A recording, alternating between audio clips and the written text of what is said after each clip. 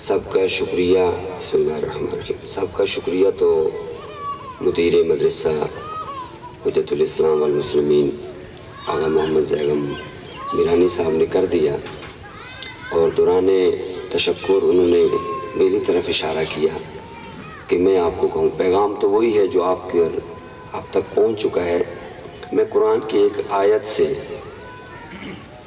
آپ کو دعوت دینا چاہ رہا ہوں۔ چوتھے پارے کی پہلی آیت ہے، بسم اللہ الرحمن الرحیم، لن تنالوا البر حتی تنفقوا مما تحبون۔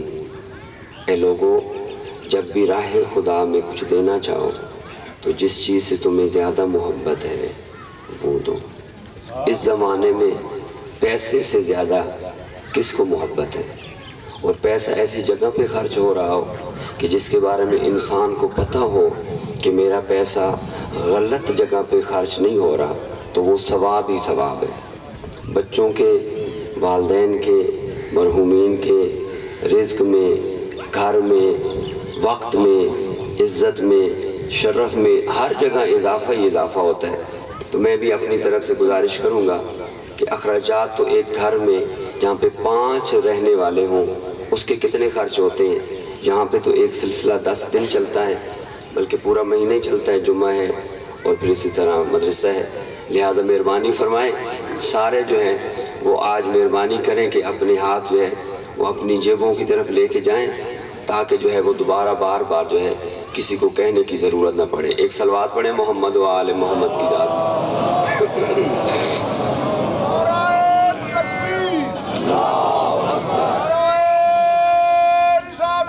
یا رسول اللہ۔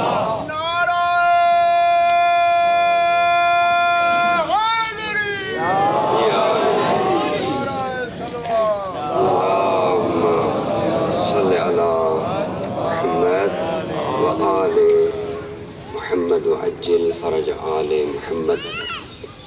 چاہ رہا ہوں کہ یہیں پر درود کی حدیث پہلے شروع کر دوں تاکہ آپ کی توجہ بھی میری طرف رہے، اور اس کے بعد پھر مجلس کا باقاعدہ جو سلسلہ ایک ترتیب وار ہے اس کو شروع کر لیتے ہیں، تاکہ یہ چندہ بھی ہو جائے اور وقت بھی آپ کا ضائع نہ ہو۔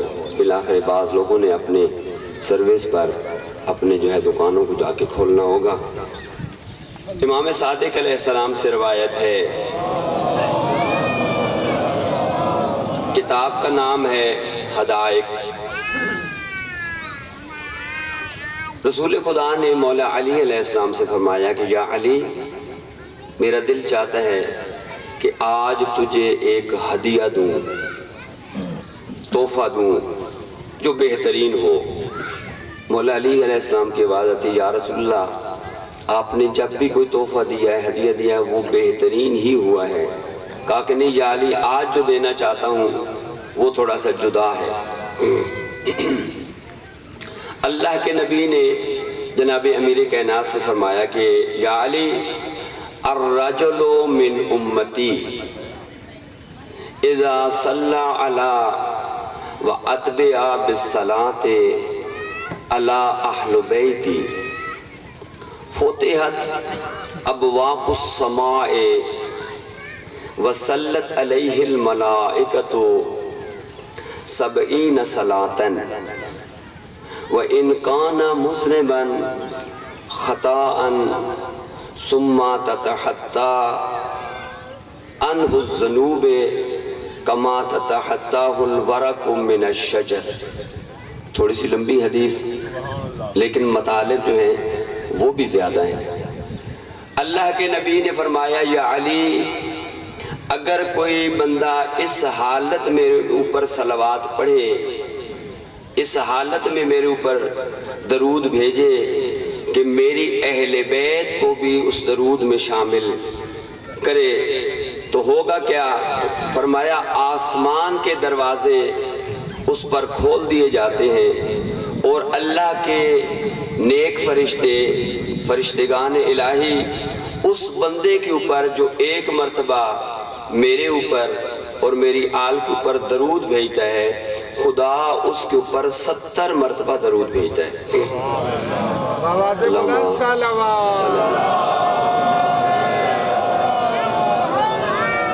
یا اور آگے فرمایا کہ وہ جو شخص ہے جس نے ایک مرتبہ درود پڑھا ہے، حدیث کے جملے ہیں وَإِن كَانَ مُذْنِبًا، اگر اس بندے کے گناہ بہت زیادہ ہوں، خطائیں بہت زیادہ ہوں، غلطیاں بہت زیادہ ہوں، تو فرمایا کہ اس درود کا اثر یہ ہے کہ ورق من الشجر، اس کے گناہ جو ہیں وہ جھڑ جاتے ہیں، اگرچہ وہ درخت کے پتوں سے بھی زیادہ کیوں نہ ہو۔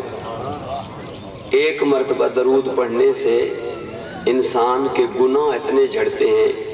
آگے سنیں، فرمایا کہ یہاں پر نہیں بلکہ جو ملائکہ ہیں ان کو کہا جاتا ہے کہ اس نے جو ایک مرتبہ درود پڑھا ہے، تم نے اس کے اوپر 70 مرتبہ درود پڑھا ہے، اس کو 700 مرتبہ لکھو۔ اس کا جو شمار ہے وہ 700 مرتبہ لکھو، اس لیے کہ اس نے میرے اوپر اور میری اہل بیت کے اوپر درود پڑھا ہے۔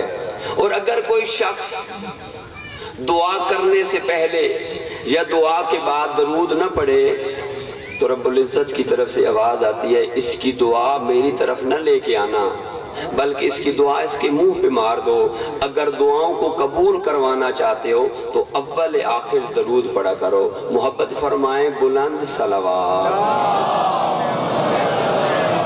یہ ورق میرے بھائی کو دے دیں، کیونکہ وہ اس انداز سے دیکھ رہے ہیں کہ لگتا ہے کہ انہیں ہی یہ چاہیے۔ اللہ اکبر۔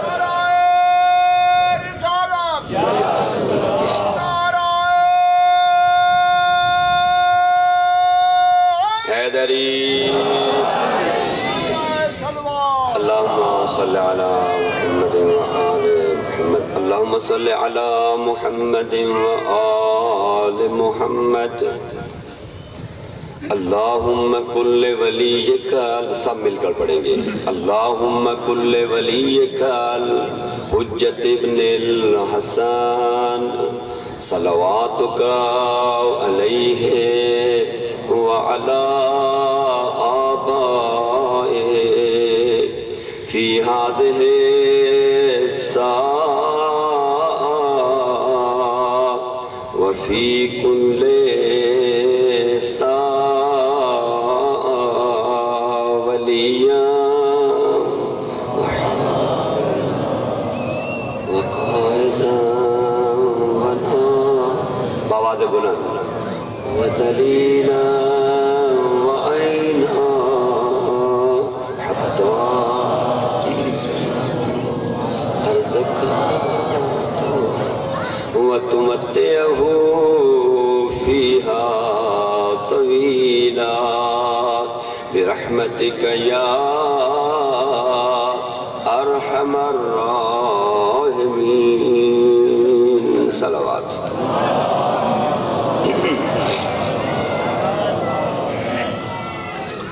اعوذ باللہ من الشیطان الرجیم، بسم اللہ الرحمن الرحیم، لا حول ولا قوة الا باللہ العلی العظیم، حسبنا اللہ ونعم الوکیل، نعم المولا ونعم النصیر، الحمد للہ رب العالمین، والعاقبۃ لأہل التقوی والیقین، الصلاۃ والسلام علی اشرف الانبیاء والمرسلین وحبیب الہ العالمین ابی القاسم محمد۔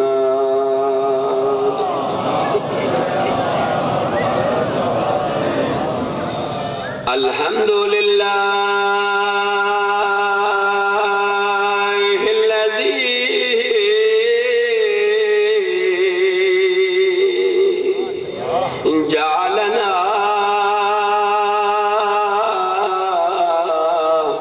من المتمسکین بولایت علی ابن ابی طالب صلوات ووزیرہ واخیہ ووارث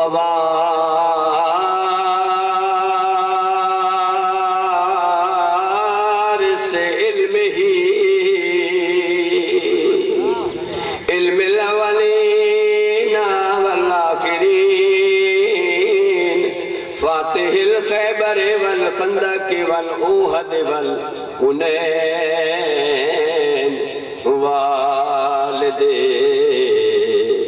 شبیر و شبر آنی امیر المؤمنین نعرہ حیدری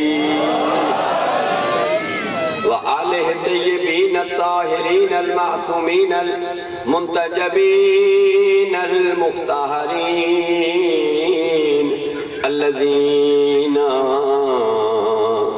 اذهب اللہ عنہم الرجس وطہرہم تطہیرا۔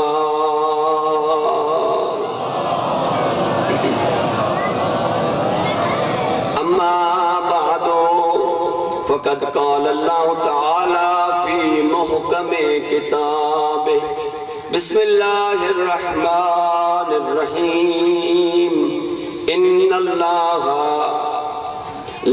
اللہ یغیر ما بقوم حتی یغیر ما بانفسہم صلوات۔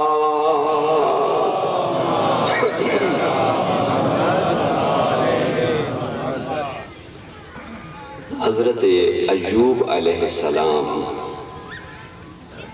صابر نبی ہیں، بہت زیادہ امتحان آئے حضرت ایوب علیہ السلام کے اوپر، اور ان کی بیوی کا نام ہے حضرت رحیمہ خاتون۔ یہ حضرت ذوالکفل کی والدہ ہیں اور حضرت یوسف علیہ السلام کی بیٹی یا پوتی ہیں، نبی کی زوجہ، نبی کی ماں، نبی کی بیٹی، یعنی نبوت کی رسالت کی شہزادی ہے۔ جناب ایوب بیمار رہے 1 سال نہیں، 13 سال اور بعض نے لکھا 17 سال۔ مرض اتنی زیادہ تھی کہ بستر پر تھے۔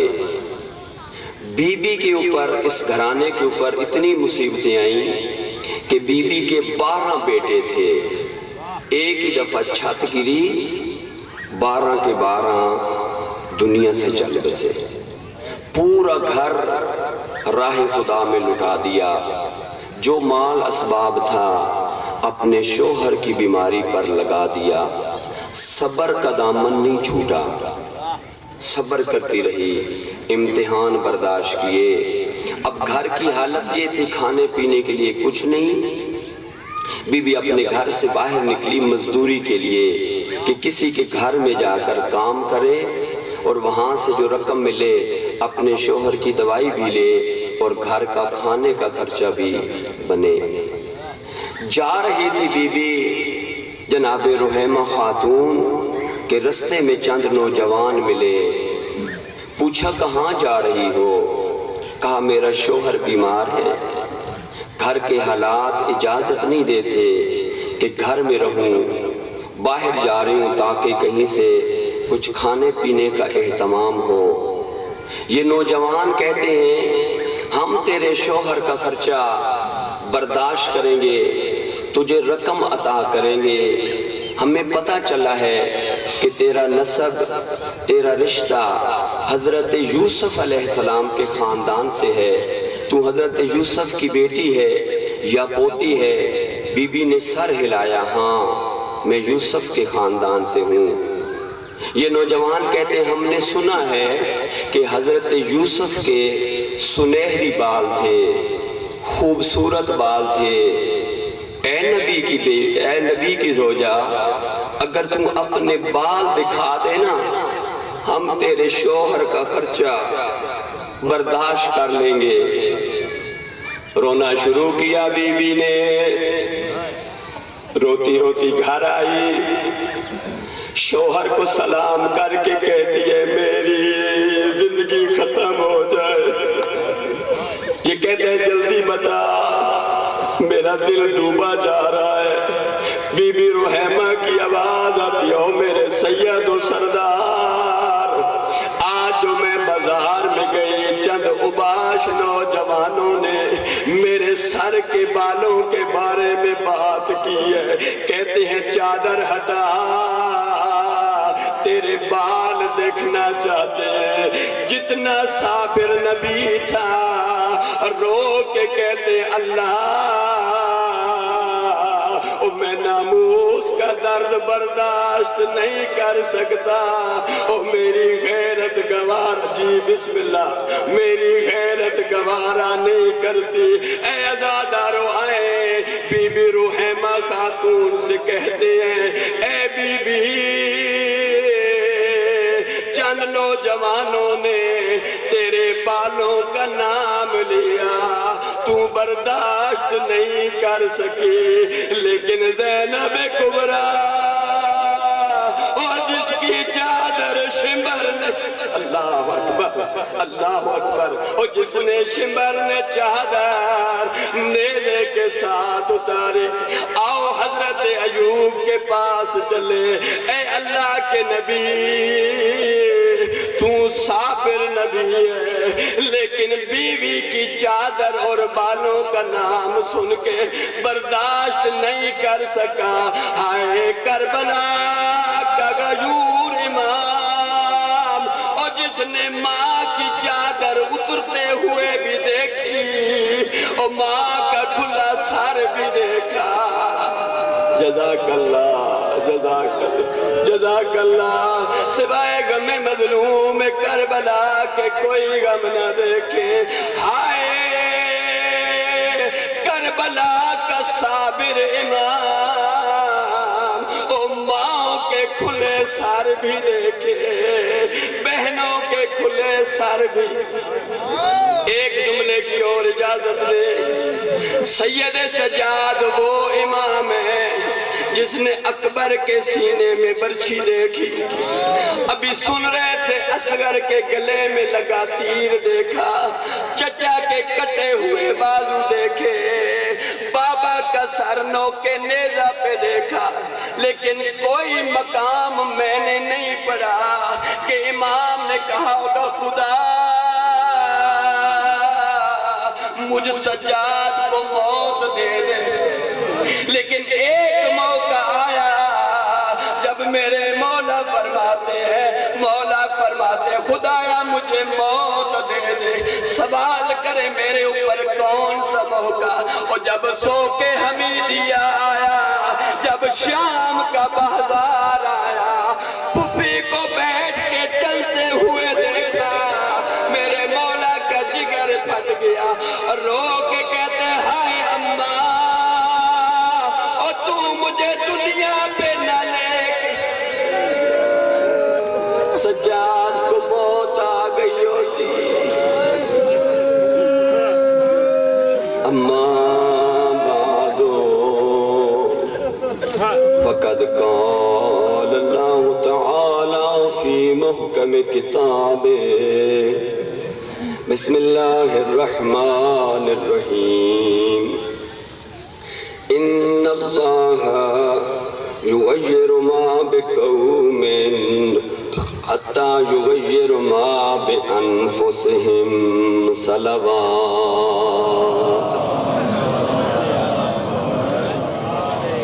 جل فرقان محمد۔ خدا آپ سب کو زندہ و سلامت رکھے۔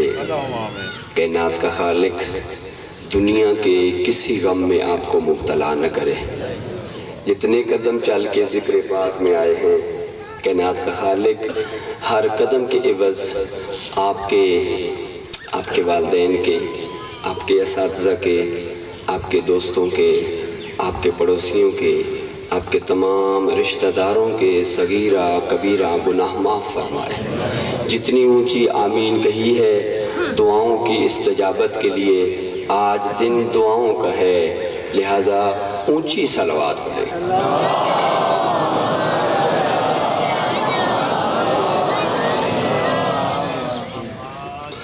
زندہ سلامت رہیں عزادارو مومنین۔ آج کی مجلس میں ان چند ایام میں نے اپنی بساط کے مطابق جو مطالب دور کی ضرورت تھے ان کے اوپر اپنے الفاظ پہنچانے کی کوشش کی ہے۔ امید کرتا ہوں کہ عمل کی دنیا میں آ کر عمل کرتے ہوئے، ہدایت کے رستے پر، علی ولی کے رستے پر چلتے ہوئے، گامزن ہو کر ہدایت پا کر خدا کی بارگاہ میں سرخرو ہوں گے۔ آج کا جو موضوع ہے وہ نہایت اہم، وقت کی ضرورت، وقت کے امام کے بارے میں ہے، زمانے کے امام کے بارے میں ہے۔ میں اپنی گفتگو کا آغاز یہاں سے کرنا چاہ رہا ہوں کہ اس ذات واجب نے انسانیت کا آغاز کیا، آدمیت کا آغاز کیا، بشریت کا آغاز کیا۔ اس نے انسان کی ہدایت کے لیے پہلے انسان کو نہیں بھیجا، پہلے بشر کو نہیں بھیجا، بلکہ ابو البشر کو بھیجا، یعنی ہادی کو پہلے بھیجا، انسان کو بعد میں بھیجا۔ اس لیے بھیجا ہادی کو پہلے کہ دنیا پہ آنے والا پہلا فرد وہ یہ نہ کہہ سکے کہ میرے لیے ہادی کا اہتمام بعد میں کیا گیا۔ ہدایت کا رستہ اس ذات واجب نے ہادی کا اہتمام پہلے کیا، کیونکہ اس کا یہ خاصہ ہے، اس کی یہ چاہت ہے، وہ ذات چاہتی ہی ہے کہ ہر انسان ہدایت پا جائے۔ کہنا یہ چاہتا ہوں کہ اگر کوئی نابینا ہو تو نابینا اگر کسی کو سڑک پار نہیں کرا سکتا تو اس کو پل صراط کیسے پار کرائے گا؟ ضروری یہ ہے کہ ہادی ایسا ہو کہ جو تمام ہدایت کی باتیں، تمام ہدایت کے رستوں سے آگاہ ہو۔ ایک دفعہ صلوات پڑھ لیں محمد و آل محمد۔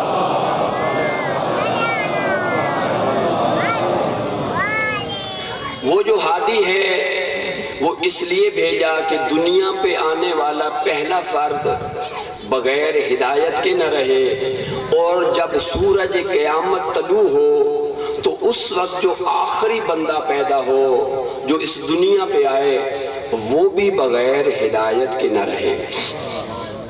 اس نے ایسے ہادی بھیجے، ایسے رہنما بھیجے، ایسے امام بھیجے، ایسے مقتدا بھیجے، ایسے لیڈر بھیجے، ایسے پیشوا بھیجے، ایسے بھیجے کہ جو ہدایت کے مکمل تربیت یافتہ ہیں۔ اس لیے کہ اس ذات واجب نے ان کو تمام علوم سے لیس کر کے بھیجا ہے۔ وہ الہی یونیورسٹی سے پڑھ کے آتے ہیں۔ اب سوال پیدا ہوتا ہے کہ اگر ہادی آج بھی ہے تو کہاں ہے؟ اور پھر دوسرا سوال یہ پیدا ہوتا ہے کہ ہادی کا ہونا اس لیے بھی ضروری ہے کہ ہر دور میں حق اور باطل موجود ہے، الہی نمائندے بھی موجود ہیں اور شیطانی نمائندے بھی موجود ہیں۔ سوال یہ پیدا ہوتا ہے کہ اس ذات نے شیطان کو کھلی چھٹی دے رکھی ہے کہ وہ انسان کو جیسے مرضی ہے گمراہ کرے۔ ہر جگہ پہ وہ گمراہ کرتا رہتا ہے، تو اس ذات کے اوپر واجب یہ ہے کہ وہ بھی ایک ایسے ہادی کا انتخاب کرے کہ جو سورج کی طرح پردوں کے اندر رہ کر بھی انسان کی ہدایت کرتا ہوا نظر آئے۔ شیطان اتنا طاقتور ہے کہ ہر انسان کہتا ہے کہ وہ ہزاروں پردوں کے پیچھے رہ کر وہ انسان کو گمراہ کر سکتا ہے۔ اگر خدا کے مقابلے میں، رحمان کے مقابلے میں آنے والا شیطان اتنا طاقتور ہے تو کیا امام ہادی رہبر جو اس کا نمائندہ ہو، اس کے پاس یہ طاقت نہیں ہونی چاہیے؟ حتماً ہونی چاہیے۔ تو پھر ہمیں وہ ہادی ایسا ہونا چاہیے کہ وہ ہادی حضرت آدم جیسا نہ ہو، وہ ہادی حضرت ابراہیم جیسا نہ ہو، وہ ہادی حضرت نوح جیسا نہ ہو۔ کیسا ہادی ہو؟ ایسا ہادی ہو کہ جس کے سر کے اوپر تمام نبیوں کی دستار موجود ہو، تمام نبیوں کا وہ وارث ہو، یعنی وہ ایسا ہادی ہونا چاہیے کہ وہ نام میں بھی محمد ہو، وہ کام میں بھی محمد ہو، وہ جلال میں بھی محمد ہو، وہ سیرت میں بھی محمد ہو، وہ صورت میں بھی محمد ہو، وہ چلنے میں بھی محمد ہو، وہ جب بولے تو محمد ہو، جب بیٹھے تو محمد ہو۔ ایسا محمد ہو کہ جب آ کر لوگوں کی ہدایت کرے تو پھر انہیں اور کسی سے پوچھنے کی ضرورت نہ پڑے۔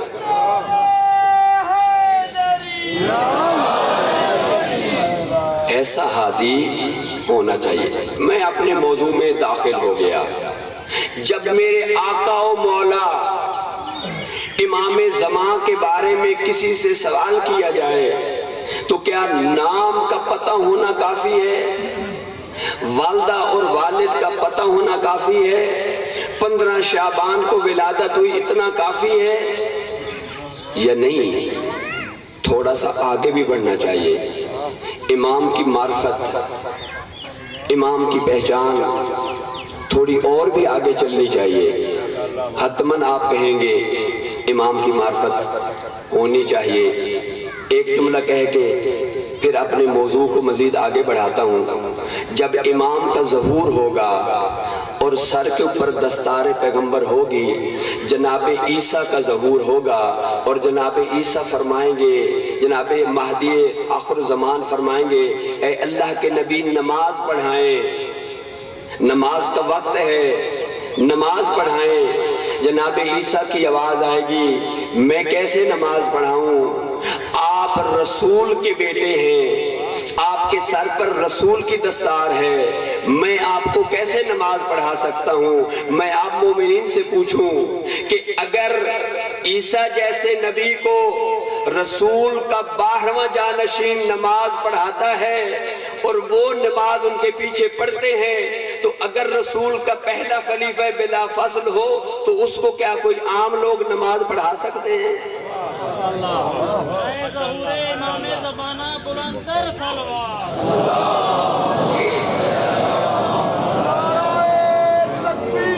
اللہ اکبر، یا رسول اللہ، حیدری،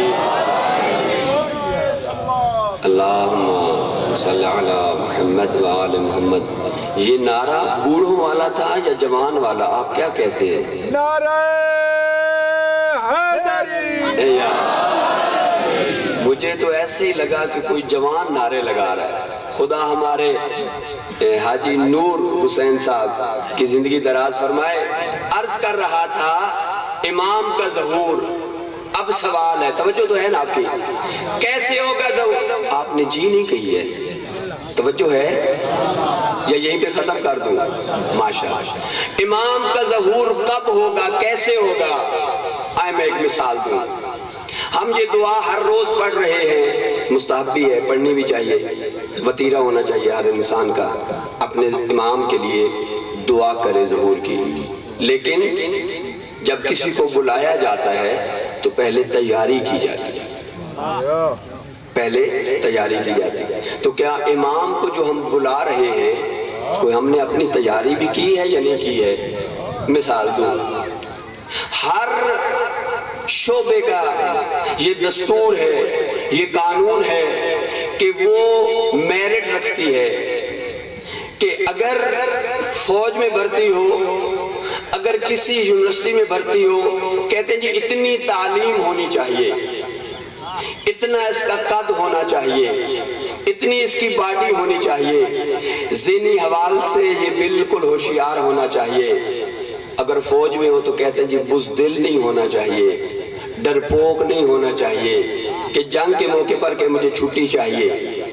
یہ صفات ہوتی ہیں۔ تو آیا امام کے ظہور کے لیے، آیا امام کو بھی فوج کی ضرورت ہے؟ کیسی فوج کی ضرورت ہے؟ کیا وہ بزدل ہونا چاہیے؟ کیا وہ ڈرپوک ہونا چاہیے؟ کیا وہ کنجوس ہونا چاہیے؟ تو کیا صفات ہونی چاہیے؟ جس طرح ایک عام فوجی کی صفات ہوتی ہیں، امام کے اندر بھی ایسی ہی فوج چاہیے امام کو۔ امام بھی یہی فرمائیں گے، مجھے ڈرپوک بزدل نہیں چاہیے، اس لیے کہ ہمارا تو تعلق ہی ان سے ہے کہ جو فرار نہیں کرتے، وہ ٹک کے لڑتے ہیں جنگ کے اندر۔ امام کو ایسے فوجیوں کی ضرورت ہے، اور وہ ایسا بہادر ہو، ایسا دلیر ہو، ایسا غیرت مند ہو کہ امام اسے کہے کہ میری فوج میں آ جا۔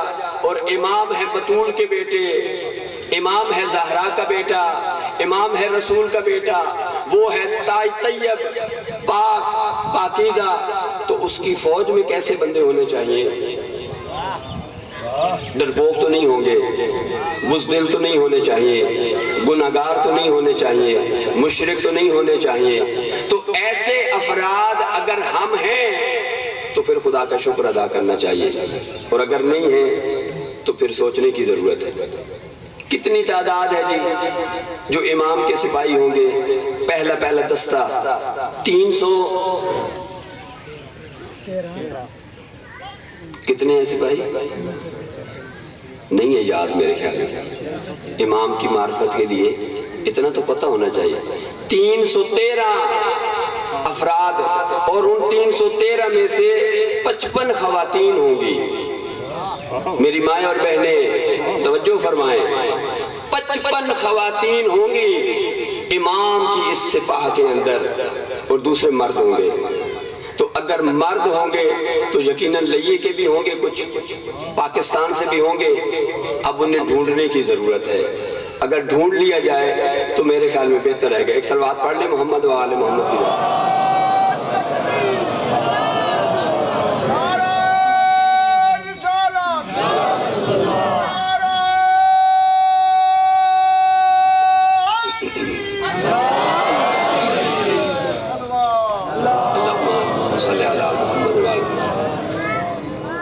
عیسائی کس کا انتظار کر رہے ہیں؟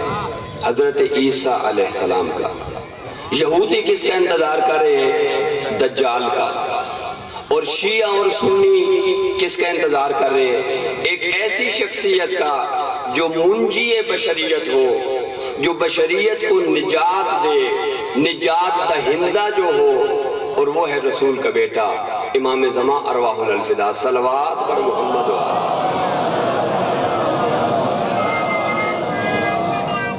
میں اپنے مقصد پہ آ گیا۔ جو آج کا پیغام دینا تھا یہ مقدمہ تھا، اب پیغام سنیں۔ اگر ہم چاہتے ہیں کہ امام کا ظہور ہو اور ہم امام کی سپاہ میں پہنچیں، ایک اور بات کرتا چلوں گا۔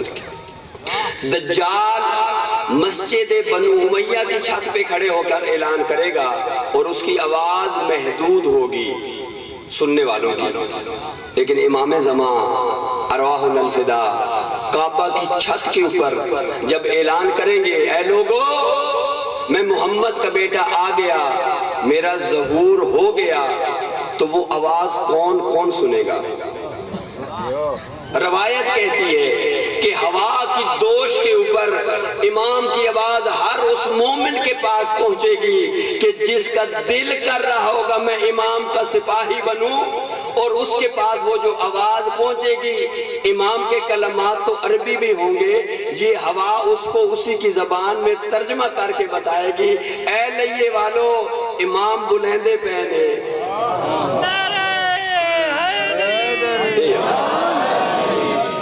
اور جب صدا پہنچے گی کان پر مومن کے، مومن کھڑا ہوگا. اور یہاں سے مکہ مدینہ سعودیہ کا سفر کتنا ہے؟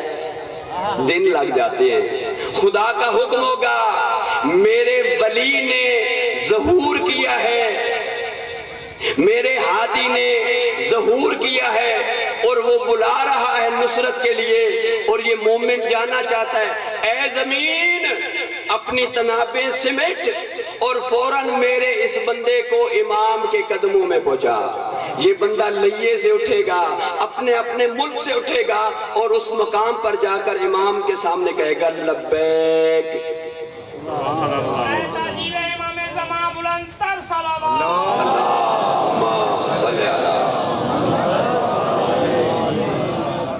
پہنچ تو جائیں گے ہم، لیکن وہ پہنچنے والے ہیں کون؟ ڈھونڈنے کی ضرورت ہے. وہ کون ہے؟ خدا آپ کو جس طرح جناب حبیب کوفہ سے پہنچے تھے امام کے پاس، اسی طرح آپ بزرگوں کو، جوانوں کو بھی امام کی خدمت میں خدا کی ذات پہنچائے. کیا کرنا ہوگا کہ وہ صدائے سید امام کی وہ بھی میرے کان سنے؟ کیا کروں؟ فرمایا اپنے مال کو پاک کرنا ہوگا، اپنے لباس کو پاک کرنا ہوگا، اپنی فکر کو پاک کرنا ہوگا، اپنی سیرت و کردار کو پاک کرنا ہوگا. جب اس منزل پہ پہنچو گے تو پھر کام بنے گا. اب ایک تجویز، ایک مشورہ. روایت کہتی ہے کہ امام کا ظہور جمعے کے دن ہوگا، اس لیے ہم روز جمعہ صبح دعائے ندبہ پڑھتے ہیں. ندبہ یعنی رونا، گریہ کرنا، اپنے امام کے ظہور کے لیے دعا مانگنا. البتہ ہم کتنا اپنے امام کو یاد کرتے ہیں؟ اگر ہمارے ایک چیک گم ہو جائے، ہمارا ایک مرغ گم ہو جائے، ہمارا ایک بچہ جو اسکول میں جاتا ہے چند گھنٹے کے لیے وہ لیٹ ہو جائے، نہ آئے، اس کے دوستوں سے پوچھتے ہیں، اپنے گلی محلے میں جو اس کے دوست ہوتے ہیں ان سے پوچھتے ہیں، مساجد میں اعلان کرتے ہیں کہ ہمارا بیٹا نہیں آیا. پریشان ہو جاتے ہیں، ڈھونڈتے ہیں بیٹے کو. چیک گم ہو جائے چیک کو ڈھونڈتے ہیں، مرغ گم ہو جائے مرغ کو ڈھونڈتے ہیں. لیکن کتنا افسوس ہے 1190 سال ہو گئے امام کو غائب ہوئے. آیا کبھی ہم نے اپنے بیٹے کو جتنے ڈھونڈنے کی کوشش کرتے ہیں اتنی امام کو اہمیت دی ہے؟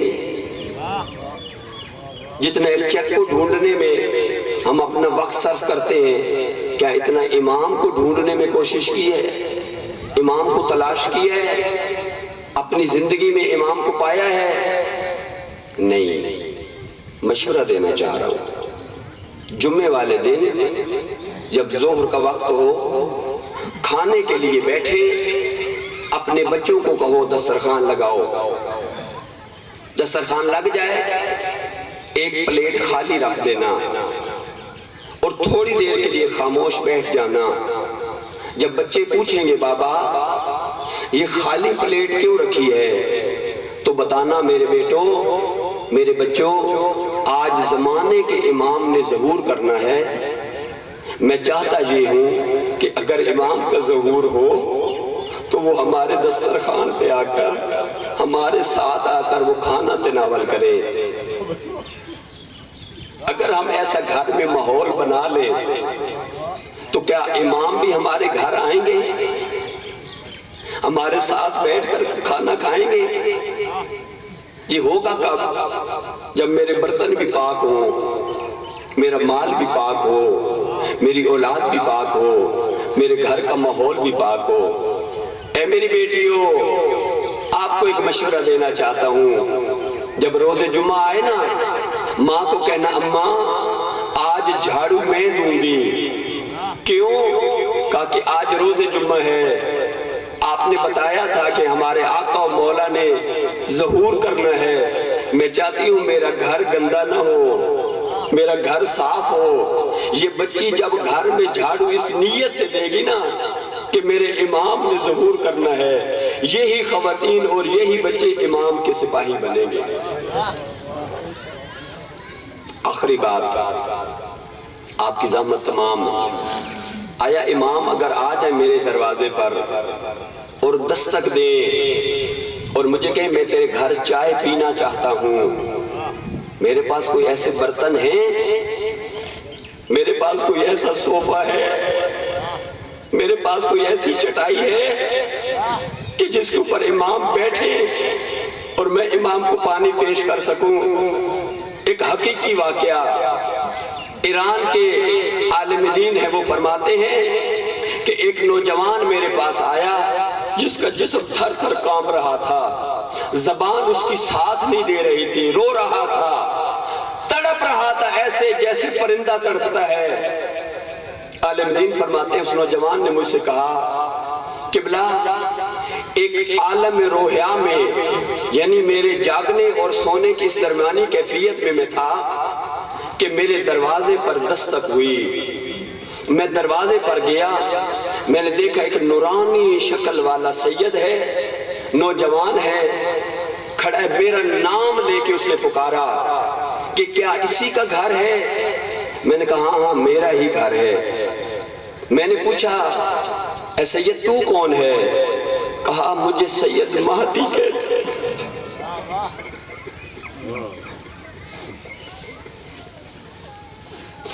مجھے سید مہدی کہتے ہیں.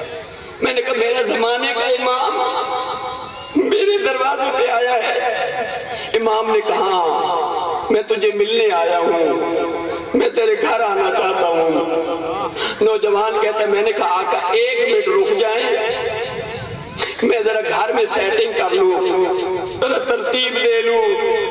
یہ نوجوان کہتا ہے میں اندر گیا, جتنی بھی ناپسند مہدی چیزیں تھیں, وہ ڈش تھی, وہ سیڑیاں تھیں, وہ نامحرموں کی تصویریں تھیں, میں نے فوراً وہ ساری چیزیں سمیٹیں اور میں نے ان کو سٹور میں پھینکا اور میں باہر نکلا. میرا دل تھا میں امام کو کہوں اندر آ جاؤ. میں نے دیکھا میرے دروازے پر امام نہ تھے, گلی کا موڑ مڑ رہے تھے, آنکھوں میں آنسو تھے. میں نے کہا مولا آئے میرے گھر. امام نے رو کے کہا ہر ایک کا دروازہ کھٹکھٹایا ہے, کسی نے میرے لیے دروازہ نہیں کھولا.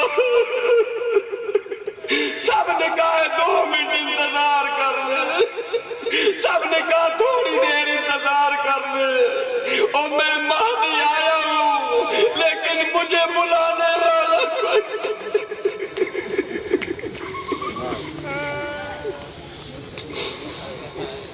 مجھے کہتے آ جا, ہم تیرے انتظار کر رہے ہیں, لیکن جب میں آیا ہوں میرے بٹھانے کے لیے جگہ نہیں ہے.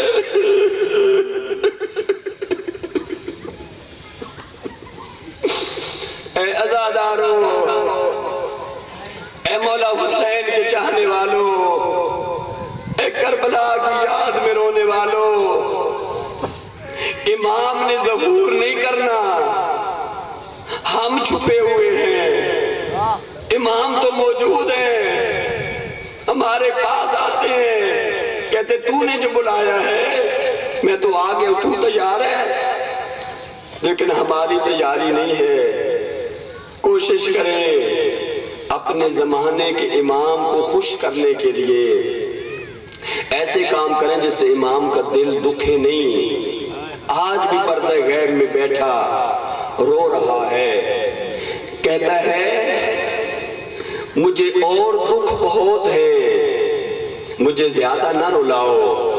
جب نوجوان تو گناہ کرتا ہے نا, تو جب گناہ کرتا ہے امام روتے ہیں, تیرے گناہ کرنے کی وجہ سے امام روتے ہیں. اگر چاہتا ہے اپنے زمانے کے امام کو نہ رلا. ہر بیٹا اپنے باپ کی عزت کرتا ہے, اس کا احترام کرتا ہے, اس کی بدنامی نہ ہو. وہ چاہتا ہے میرے باپ کا نام روشن ہو. امام بھی تو ہمارے باپ ہے.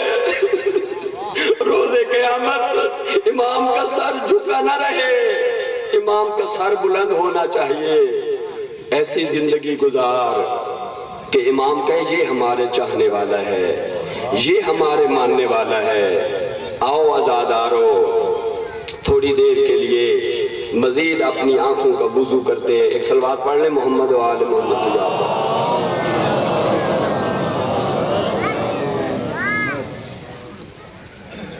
میرے مولا علی علیہ السلام نے اپنے بھیا عقیل کو بلایا۔ عقیل بھیا،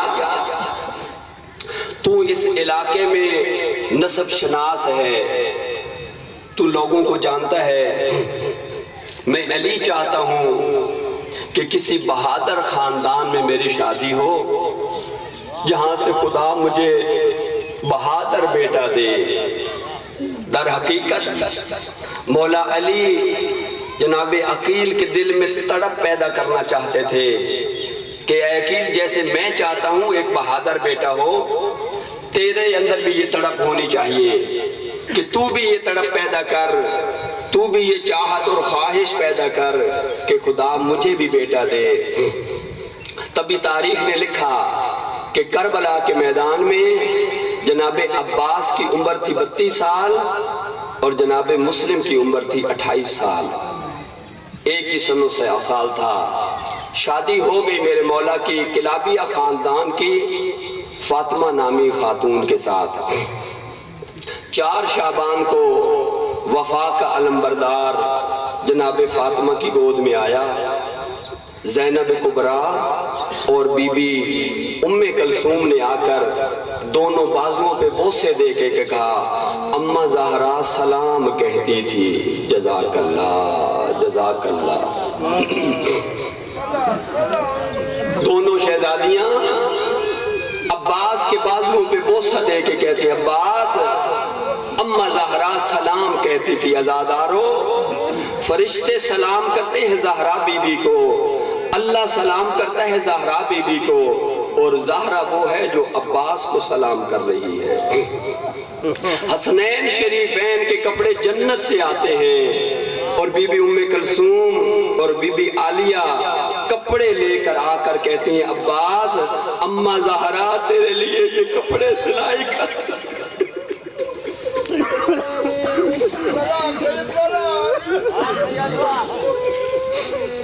جنت کے شہزادوں کے لیے پوشاکیں جنت سے آئے، اور عباس تیرا کیا مقام ہے، تیرے لیے خود زہرا اپنے ہاتھوں سے کپڑے سلائی کر کے جائے۔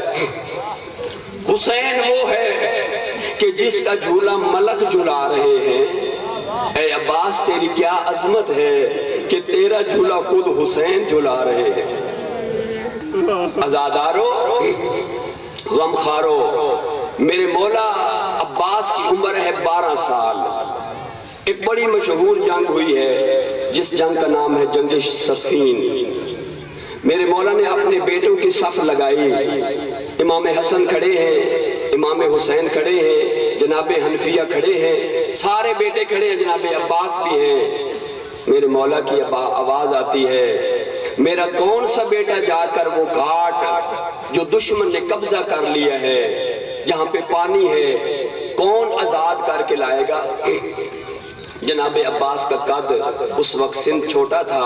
میرے مولا عباس نے اپنے پاؤں بلند کیے، سینہ سامنے کیا۔ مولا علی نے عباس کا یہ منظر دیکھا، یہ انداز دیکھا، سامنے بڑھ کر عباس کے پاس جا کر عباس کے بازوؤں کو پکڑ کے کہا، عباس میرا بیٹا، کیا تو جائے گا جنگ پہ؟ ہاں بابا میں جاؤں گا، میں تیرا بیٹا ہوں۔ عباس فتح کرا لے گا؟ ہاں بابا میں فتح کراؤں گا۔ مولا علی نے اپنے حسنین بیٹوں کو سب کو ایک طرف کرتے ہوئے عباس کو تیار کیا، خول خود پہنایا، زرہ پہنائی، نیزہ دیا، تلوار دی، تیر دیا، تمام اسلحہ دیا، گھوڑے پر خود سوار کرایا، پھر کان نزدیک کر کے عباس کے کان میں ایک بات کہی، اور وہ بات کیا تھی عزادارو؟ کہا، عباس آج جنگ صفین میں جتنی جنگ کرنی ہے کر لے، اس کے بعد تجھے ہو سکتا ہے موقع نہ ملے۔ عباس نے عزاداروں ایسی جنگ کی، فوراً وہ گھاٹ فتح ہو گئی۔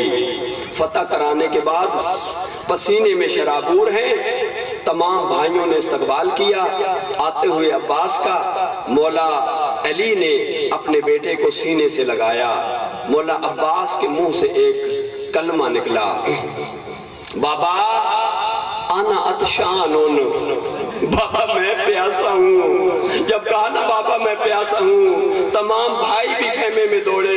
مولا علی نے مشک اپنے بیٹے کے ہاتھوں پہ ڈالنا شروع کی۔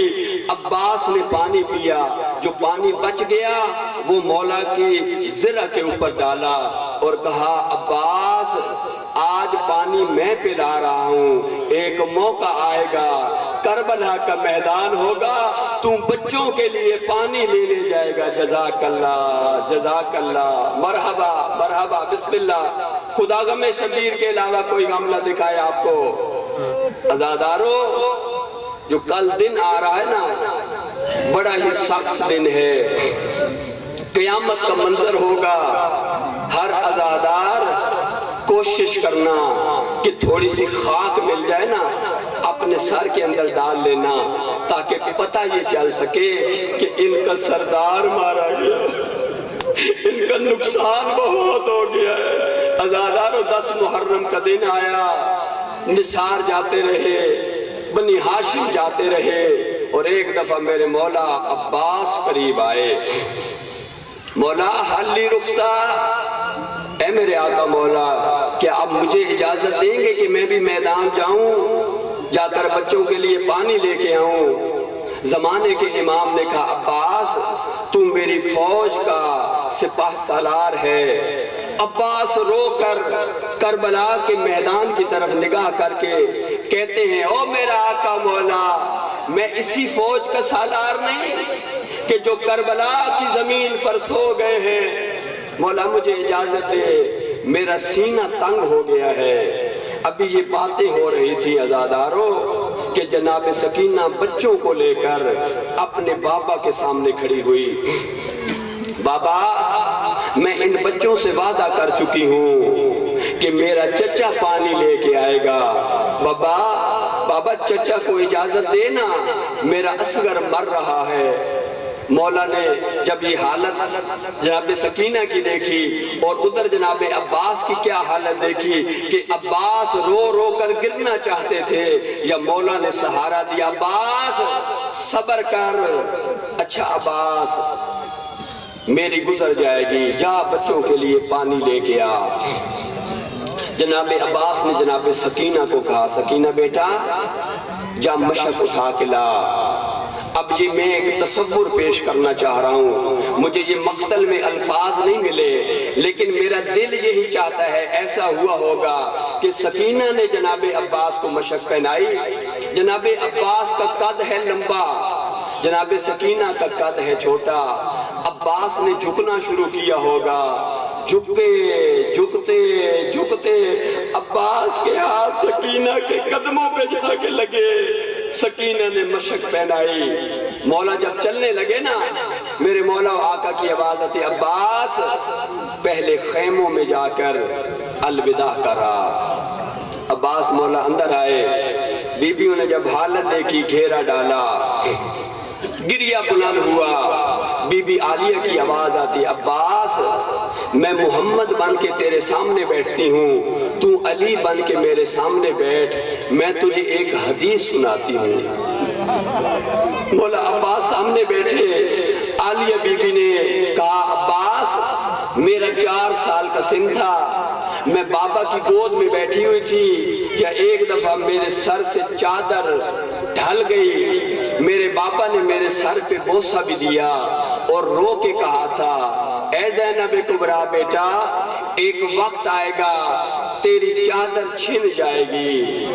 عباس مجھے بابا کے اس فرمان کے اوپر یقین تھا، لیکن میں سوچتی تھی کسی کی کیا جرت ہے کہ میری چادر میں ہاتھ ڈالے۔ وقت گزرا، عباس تو بھی تھا، میرا حسین بھیا بھی تھا، میرا گھر بیٹوں سے بھر گیا، میرا گھر بھتیجوں سے بھر گیا، میں سوچتی رہی کہ جس کا عباس جیسا بھائی ہو، جس کا حسین جیسا بھائی ہو، جس کا حنفیہ جیسا بھائی ہو، جس کا مسلم بن عقیل جیسا بھائی ہو، جس کا سجاد جیسا بھتیجا ہو، جس کا اکبر جیسا بھتیجا ہو، کسی کی کیا مجال ہے کہ وہ میری چادر کا سوچے؟ لیکن عباس آج 10 محرم ہے، تو جا رہا ہے، مجھے یقین ہو گیا ہے اب میری چادر نہیں بچتی۔ عباس آخری منت لگا، تو ہے میرے بابے کی شکل والا، ذرا گھوڑے پہ چڑھ کے دکھا۔ مولا عباس گھوڑے پہ آئے، گھوڑے نے خیام کے اندر چکر لگانا شروع کیا۔ پہلا چکر لگایا گھوڑے نے، دوسرا چکر، تیسرا چکر، بی بی کبرا سامنے آ کے کہتی ہے چچا یا گھوڑے سے اتر آ یا میدان چلا جا۔ کیوں کبرا؟ رو کے بی بی کی آواز آتی ہے چچا تیرے گھوڑے نے پہلا چکر لگایا، میرا بابا بیٹھتا بیٹھتا زمین کربلا پہ بیٹھ گیا۔ چچا تیرے گھوڑے نے دوسرا چکر لگایا، میرے بابا کے پگ کے پیچ کھل کے گلے میں آ گئے۔ چچا تیرے گھوڑے نے تیسرا چکر لگایا اور میرے بابا کا منہ پھر گیا نجف۔ رو کے کہتے بابا علی اب عباس بھی جا رہا ہے۔ آپ نے مکمل شہادت میرے برادر سے سن چکی ہے۔ ایک جملے کا اضافہ کرنا چاہتا ہوں، جب عباس نہر سے مشک بھر کے خیموں کی طرف بڑھنا چاہ رہے تھے، لکھا ہے تاریخ کے اندر مقتل کی کتابوں میں کہ ایک لائن نے دایاں بازو دوسرے نے بایاں بازو قلم کیا۔ کبھی سوچا ہے آپ نے عباس جو اتنا بہادر تھا، کسی کی کیا مجال ہے کہ عباس کے قریب آ کر حملہ کرے؟ اس نے تمام فنون حرب مولا علی سے سیکھے ہیں، کسی کی جرت نہ تھی۔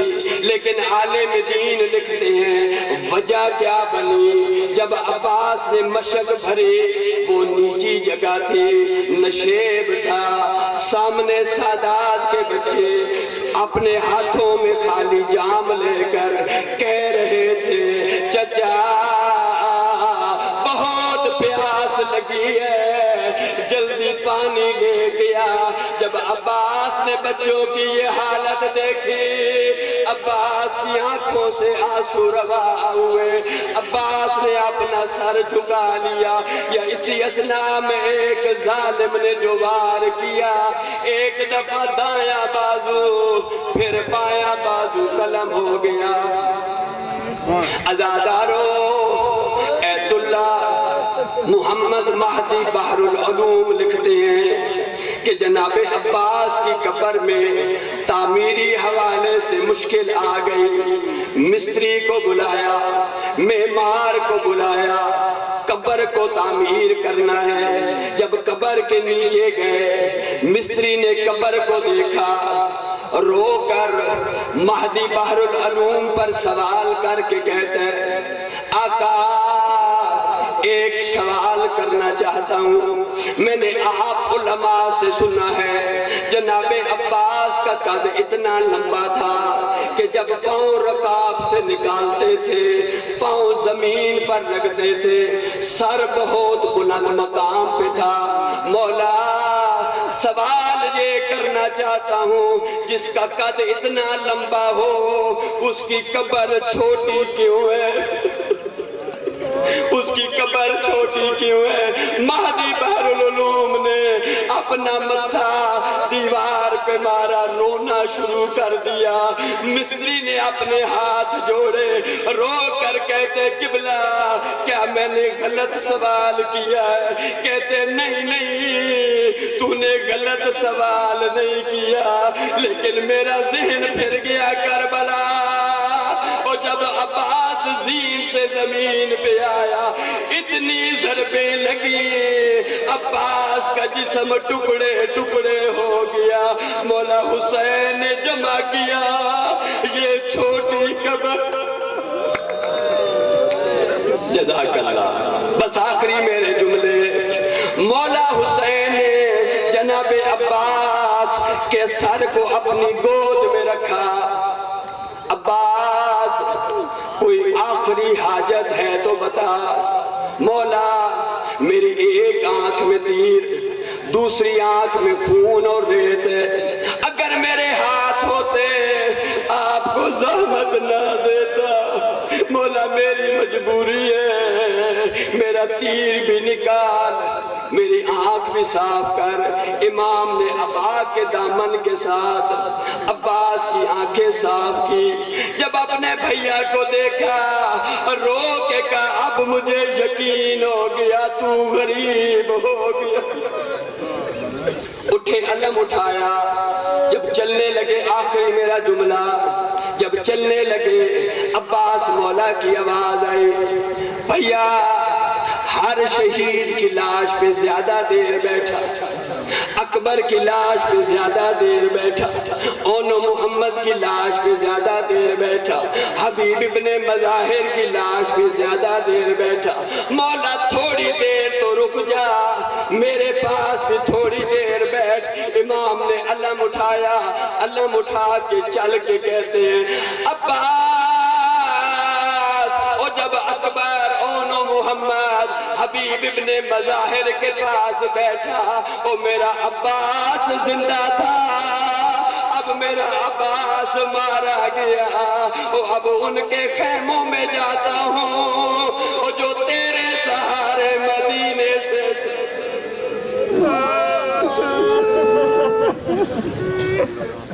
لعنت اللہ علی قوم الظالمین فسيعلم الذين ظلموا إنا لله وإنا إليه راجعون۔ الہی آلے والے پروردگارہ، آل محمد کی عزت اور عظمت کا واسطہ، جناب سیدہ کے اس پردے کا واسطہ، جناب عباس کی مظلومانہ شہادت کا واسطہ ہمارا یہ پرسہ قبول فرما۔ الہی پالنے والے پروردگارہ، اس نظر و نیاز کو، ماتمداری مجالس کو اپنی بارگاہ میں قبول و منظور فرما۔ ہمارے آخری وارث حجت خدا کا جلد ظہور فرما۔ ماتم حسین یا حسین۔